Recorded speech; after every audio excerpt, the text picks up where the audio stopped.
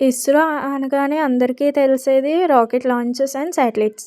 కానీ ఇస్రో కూడా ఫ్రీగా స్టూడెంట్స్‌కి, ప్రొఫెషనల్స్ కోసం free certification courses and outreach programme offer చేస్తుందని మీలో ఎంతమందికి తెలుసు? చాలామందికి ఇది తెలియదు. అందుకే ఈ వీడియోలో ఈ కోర్సులకి అసలు ఎలా రిజిస్టర్ చేసుకోవాలి అనే పూర్తిగా ప్రాసెస్ స్టెప్ బై స్టెప్ చూపిస్తాను. ఈ వీడియోని స్కిప్ చేయకుండా ఫుల్గా చూడండి. అప్పుడే మీకు ప్రాసెస్ మొత్తం అర్థమవుతుంది. ప్రాసెస్ స్టార్ట్ చేసే ముందు ఈ వీడియో మీకు హెల్ప్ఫుల్ అనిపిస్తే లైక్, షేర్ అండ్ సబ్స్క్రైబ్ చేసుకోండి. రిజిస్ట్రేషన్ లింక్స్ కోసం డిస్క్రిప్షన్ బాక్స్ చెక్ చేయండి. ఫస్ట్ ఆఫీషియల్ ఐఐఆర్ఎస్ ఎడ్యుసెట్ రిజిస్ట్రేషన్ పోర్టల్కి వెళ్ళండి. మీ 10th క్లాస్ సర్టిఫికేట్లో ఉన్నట్లే మీ ఫుల్ నేమ్ ఎంటర్ చేయండి. వ్యాలిడ్ ఈమెయిల్ అడ్రస్ ఎంటర్ చేసి కన్ఫర్మ్ చేయండి. నెక్స్ట్ స్ట్రాంగ్ పాస్వర్డ్ క్రియేట్ చేసుకోవాలి. Minimum 8 characters, 1 upper case, 1 lower case and 1 number and 1 special character ఉండాలి.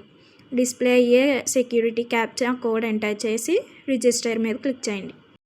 Registration complete అయ్యాక login పేజ్కి redirect అవుతారు. ఇప్పుడు మీరు ఏదైతే రిజిస్ట్రేషన్ ఫామ్లో ఇచ్చారో మెయిల్ అండ్ పాస్వర్డ్ ఏమైతే పెట్టుకున్నారో అది ఇక్కడ ఎంటర్ చేసి క్యాప్చా ఎంటర్ చేసి లాగిన్ క్లిక్ చేయండి. లాగిన్ అయ్యాక మీరు కోర్స్ డీటెయిల్స్ సెక్షన్కి వస్తారు. ఇక్కడ మీకు నచ్చిన course AIML for geo data analysis అని వేరే ఇంకొకటి ఉంది, అది కూడా మీరు సెలెక్ట్ చేసుకోవచ్చు. ఆ తర్వాత రిజిస్ట్రేషన్ మోడ్ని సెలెక్ట్ చేసుకోవాలి. మీరు డైరెక్ట్గా అప్లై చేస్తున్నట్టయితే ఇండివిజువల్ సెలెక్ట్ చేసుకోవాలి, లేదా కాలేజ్ అప్రూవ్డ్ నోడల్ సెంటర్ ఏదైనా అయితే మీరు registration through ISRO nodal centre select చేసుకోవాలి. తర్వాత లిస్ట్లో మీ ఇన్స్టిట్యూట్ నేమ్ పిక్ చేసుకోవాలి.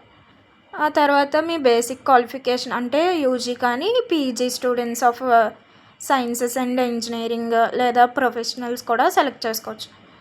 మీ బేసిక్ నాలెడ్జ్ లెవెల్ కూడా చూస్ చేసుకుని నెక్స్ట్ క్లిక్ చేయండి.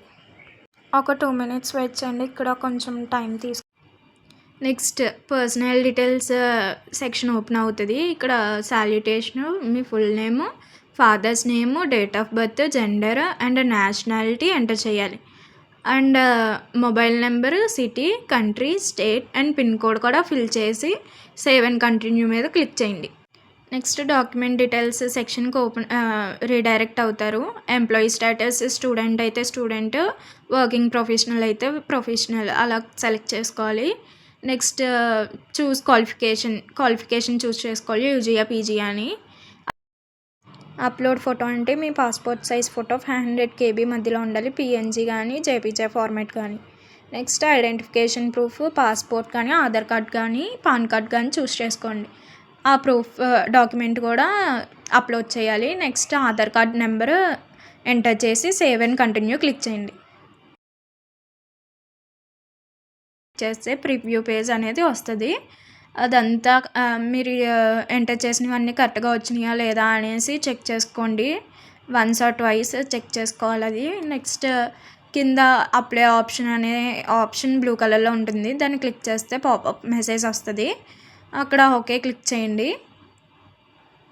క్లిక్ చేశాక ప్రాసెసింగ్ అవుతుంది. మీ రిజిస్ట్రేషన్ అప్లికేషన్ అనేది ప్రాసెసింగ్ అవుతుంది. మీకు ఒక ఐడి ఇస్తారా వాళ్ళు, రిజిస్ట్రేషన్ నెంబర్ అనేది మీకు ప్రొవైడ్ చేస్తారు. మీకు ఈ పేజ్లో కోర్స్ డీటెయిల్స్ ఇన్ఫర్మేషన్ అనేది ప్రొవైడ్ చేస్తారు, like course number, course name and course starting date and ending date. అవన్నీ ఒకసారి చెక్ చేసుకోండి. అండ్ నెక్స్ట్ రిజిస్ట్రేషన్ కంప్లీట్ అయ్యాక మీకు మెయిల్ వస్తుంది, మీ యూజర్ నేమ్, పాస్వర్డ్ అండ్ యూఆర్ఎల్తో సహా. ఎలిజిబుల్ క్యాండిడేట్స్కి కోర్స్ కంప్లీట్ అయ్యాక డిజిటల్ సర్టిఫికేట్ కూడా ప్రొవైడ్ చేస్తుంది.